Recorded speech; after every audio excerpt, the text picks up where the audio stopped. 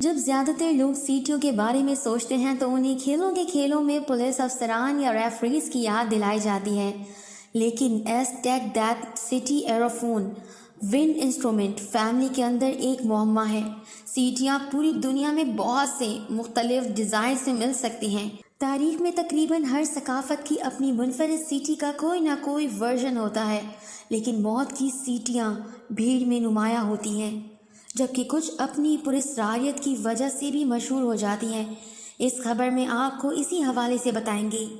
قدیم میکسیکو کی تاریخ میں کچھ ایسی چیزیں بھی ملتی ہیں جن سے اندازہ لگایا جا سکتا ہے کہ اس وقت کی ہر چیز کا کوئی نہ کوئی مقصد ہوا کرتا تھا۔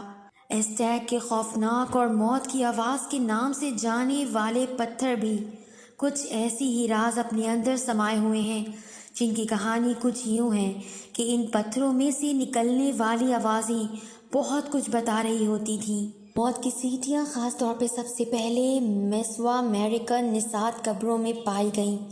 وسطی اور جنوبی امریکہ کے بہت سے آثار قدیمہ کے منصوبوں میں سیٹیاں، بانسری اور سیٹی بجانے والے برتن عام پائے جاتے ہیں۔ زیادہ تر موت کی سیٹی کے نمونے لگ بھگ 1000 سال یا اس سے کم پرانے ہونے کا اندازہ لگایا جاتا ہے اور عام طور پہ مایا اور ایزٹیک کے زیر اثر علاقوں سے آتے ہیں۔ ایک نظریے کے مطابق تاریخ دانوں کا ماننا ہے کہ ان موت کے پتھروں کا استعمال ان لوگوں کی مدد کے لیے کیا جاتا تھا جنہیں قربان کر دیا جاتا تھا، یعنی مار دیا جاتا تھا، اور پھر ان قربان کیے گئے لوگوں کی روحوں کی منزل کو آسان بنانا اور انہیں ایک راہ تک پہنچانے میں ان پتھروں میں سے نکلنے والی آوازیں کارآمد ہوا کرتی تھیں۔ جبکہ ایک اور نظریے کے مطابق دشمن کے خلاف جنگ میں ان پتھروں سے نکلنے والی خوفناک آوازوں کو بطور ہتھیار استعمال کیا جاتا تھا۔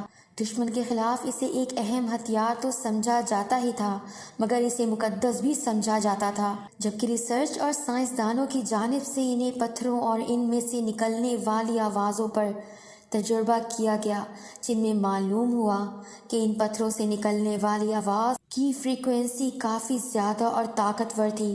جبکہ کچھ سائنسدانوں کا ماننا ہے کہ آزٹیک کے رہنے والے ان پتھروں سے نکلنے والی آوازوں سے بیماریوں کو بھی دور کیا کرتے تھے۔